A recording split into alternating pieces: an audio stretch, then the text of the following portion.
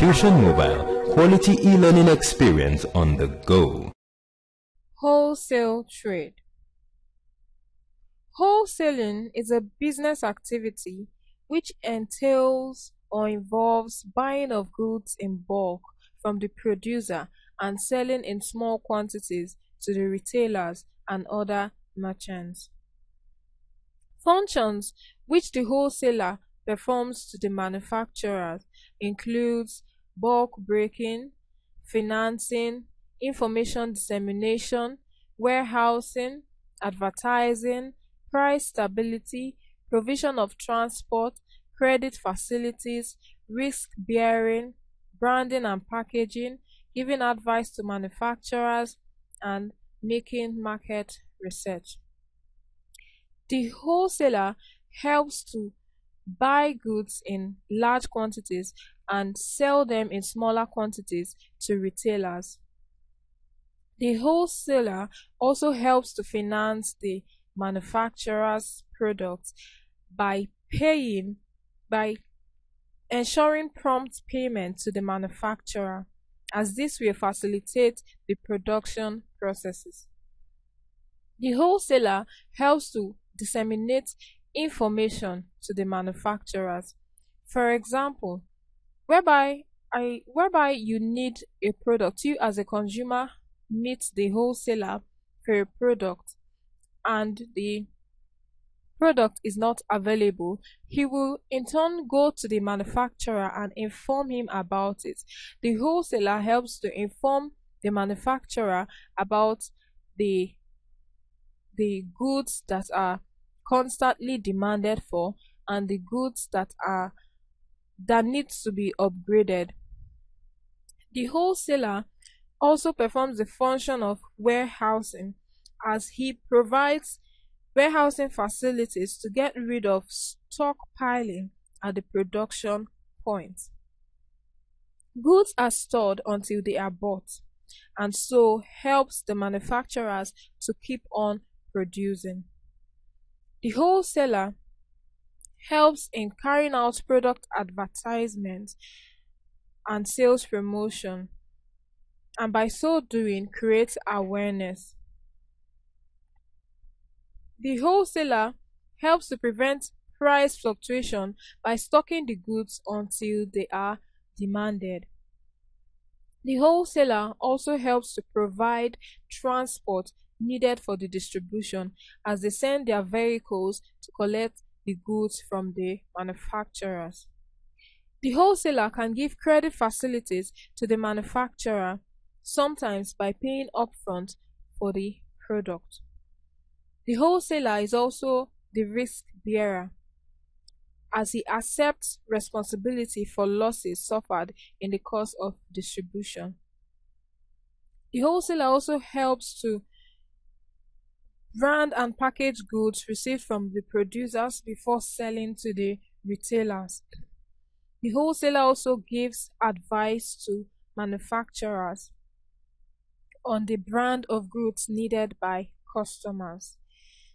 And also the wholesaler carries out market research to provide a two-way flow of information relating to market situations between the manufacturer and the potential buyers.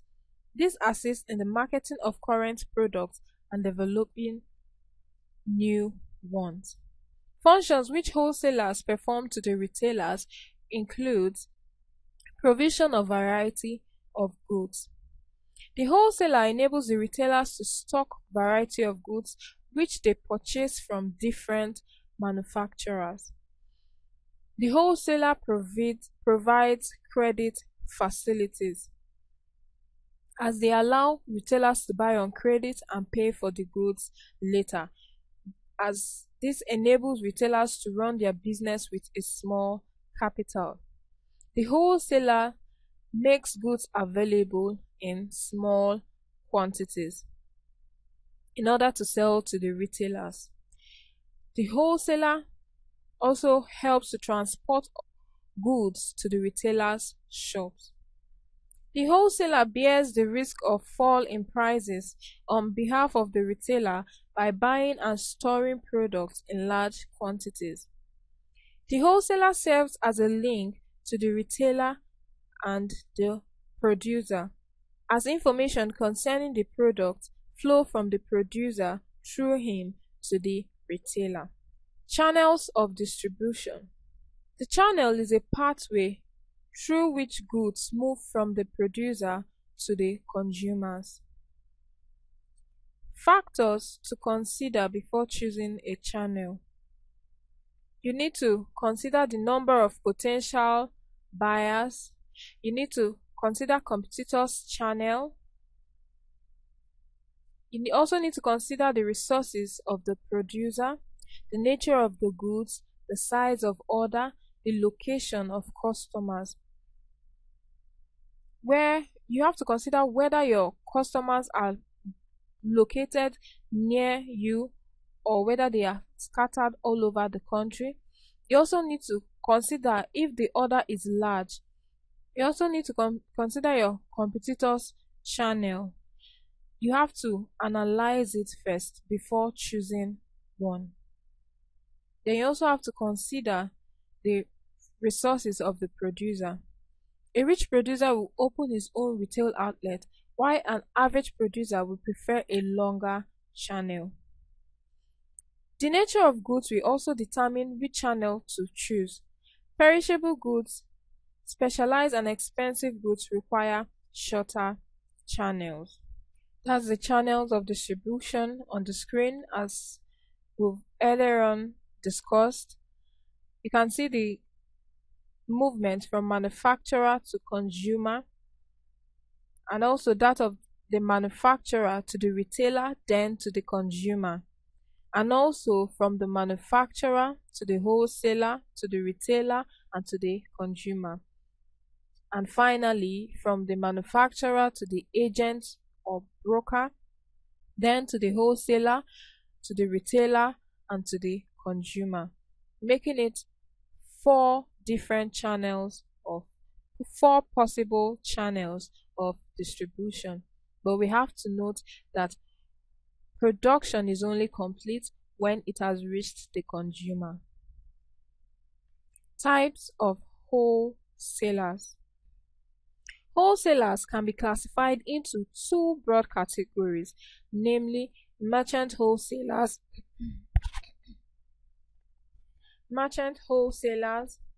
agent, middlemen.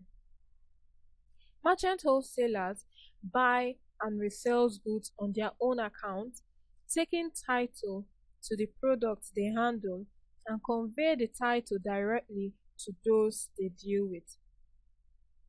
They derive their profits from the marginal difference between the purchase and the selling price. Majority of wholesalers fall into this category. Functions of merchant wholesalers include arranging credit terms, undertaking the storage of goods, providing promotional services, providing delivery services, providing advisory services. And under merchant wholesalers, we have 7 types of wholesalers. The specialist wholesalers, they are the wholesalers who restrict their services to a particular trade and area in which they have specialized knowledge. We have the rack jobber wholesalers. They sell specialized line of merchandise to retail stores and provide certain special services. We have the cash and carry wholesalers. They normally operate on lower margins. The cash and carry wholesalers require retailers to pick their orders, pay cash, and carry away their purchase. We have the truck wholesalers. A truck wholesaler combines selling, delivery, and collection in one operation. He carries only a limited range of stock, although the selection within that range may be rather completed. They handle majorly perishable goods, and their ability to make fast and frequent delivery is the main appeal to customers and manufacturers. Examples of goods handled are fish, tomatoes, and the rest. Then we have the drop shipment merchant wholesalers. They handle the good physically but leave the performance of storage and transportation to the producer whom it represents. We also have the general merchant wholesalers. They are wholesalers who purchase goods from different producers, store the goods, and prepare them for sale to the retailer in small quantity. Then we have the wholesale cooperative societies. Wholesale cooperative societies are formed by retail stores who purchase goods in bulk or large quantity from the producers at a reasonable price and sell in units to retail cooperatives.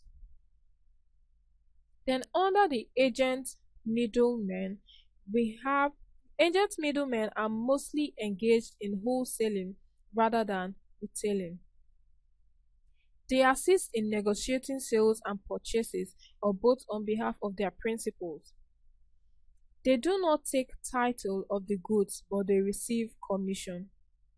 Agent middlemen are brokers, manufacturer agents, auctioneers, commission merchants, selling agents, etc. And under agent middlemen, we have the brokers and we have the manufacturer agents. Brokers are agents that link or connect sellers with the buyers and take neither title nor possession. A broker receives commission called brokerage. Represents either the buyer or seller in negotiating purchases or sales without having physical control over the goods involved. While the manufacturer's agents are appointed by the producer to market its product in a particular area. The manufacturer will pay them commission, and they are usually engaged in industrial and durable goods. Warehousing is the act of storing goods produced or bought in a place until they are needed. It ensures that there is a regular supply of goods. Importance of warehousing includes the stability of price. It helps to ensure that price does not fluctuate because goods are stored in a particular location until they are demanded. Another importance of warehousing is that seasonal problem is eliminated. Since goods are stored until they are needed, some seasonal problems pertaining to production or sales are eliminated. Like some goods are seasonal, but because they are stored, the seasonal problems will not have any negative effect. Another importance of warehousing is its storage facilities. They are provided for keeping the goods safe. Warehousing ensures production of goods ahead of demand. Warehousing also provides security for goods because it ensures effective check and adequate security for the product. Warehousing facilitates repackaging. It also creates employment opportunities for many people. For example, opportunities for the position of a clerk manager to be filled. Constant and steady supply of goods throughout the year is made possible through warehousing. In other words, warehousing ensures constant supply. As we can see in the diagram, there are 5 types of warehouses, which include the bonded warehouse, the state warehouse, the wholesale warehouse, the public warehouse, and the manufacturer warehouse. The bonded warehouse is a place where goods whose custom duties have not been paid are stored until the duties are settled. Bonded warehouse is usually located at the port for storing goods until the duties are paid. The first bonded warehouse was introduced by Walpole in 1724 for tea. The owners of bonded warehouses guarantee that the goods will be released when duties have been paid, and the authority concerned issue out warehouse warrants for it. A warrant here is a document which entitles its holder to the goods named on it, which is stored in a specific warehouse. Then the state warehouse is owned and controlled by the government of a country. It is a place where contraband or smuggled goods seized by the custom authorities are kept until they are sold. Usefulness of bonded warehouse in international trade includes the provision of security for goods imported from other countries whose duties have not been paid. The importer will be allowed adequate time to pay the charged custom duties. It also facilitates foreign trade. Goods in a bonded warehouse can be easily sold by the importer. Custom authority will have the opportunity to calculate the actual value of import duties. And also production processes like branding, packaging can be done while the goods are still in the warehouse. The wholesale warehouse is owned by the wholesaler, as the name implies, to keep or store all the variety of goods bought. From the stored goods, retailers are assured of adequate and regular supply of goods. Wholesale warehouses are located near distribution or sales centers. Public warehouse. Public warehouse is owned and operated by private individuals who let it out to anybody for safekeeping of goods. These public warehouses are usually located near seaports, airports, and the rest.